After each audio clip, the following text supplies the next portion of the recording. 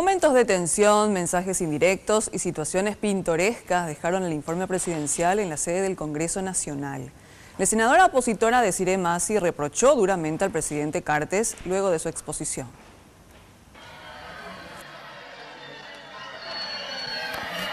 Por favor, por favor, por favor,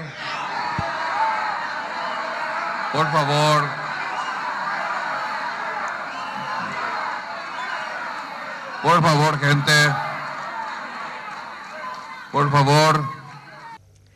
Fernando Lugo intentaba frenar a la jauría cartista que abucheaba a la senadora Massi. Lo mínimo que la opositora le dijo a Cartes es que era un mentiroso.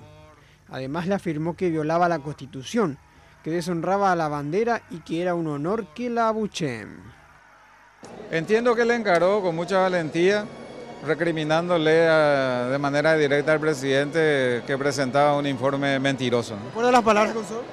Sí, eso es lo que llegué a escuchar, de que usted es mentiroso. Para los opositores el informe anual fue maquillado. Pintó como siempre en un paisaje repetitivo, un país de maravillas, de muchos logros que seguramente en algunos casos son ciertos y coinciden con las estadísticas, pero obvio algo que siempre uno espera de un presidente de la República, algunas líneas de autocrítica. El propio Lugo, que es sindicado como uno de los aliados al cartismo, lanzó algunos cuestionamientos y desafió a Cartes.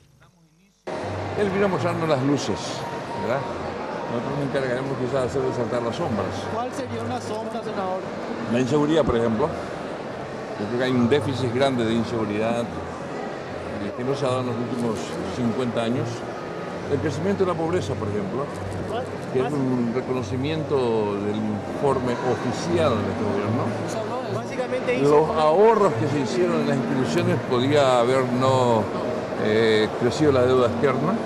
Le vamos a pedir a que usen sus ahorros ahora en vez de venir a pedir más crédito. El senador Hugo Richard defendió a la Triple Alianza en ambas cámaras del Congreso, pero también dejó un mensaje a Cartes sobre las comparaciones entre el gobierno de Lugo y el suyo en cuanto a ahorros y gastos. Y yo no creo que hay que, si él tiene eso, que envía al Ministerio Público para que se investigue. Ustedes no vieron votar por algún proyecto de Cartes. Ni a Moina la cosa es en Dave. ¿Nos vieron votar? Nunca. Pero retrocedamos una hora y media atrás. Cartes se aprestaba a ir rumbo al Congreso. Allí le esperaban sus más fieles aliados, Lilian Samaniego y Juan Darío Monjes, los impulsores de la reelección. Blas Llano, que más que azul era azulgrana por los supuestos pactos con Cartes, y el oviedista José Manuel Bóveda, un cuarto miembro de esta alianza. Adentro, la oposición hizo el vacío y tanto Massi como Amarilla parecían los llaneros solitarios, manteniendo distancia de la marea cartista, que alababa con aplausos cada fin de mensaje de Cartes. A más de uno le recordará esto a la época estronista.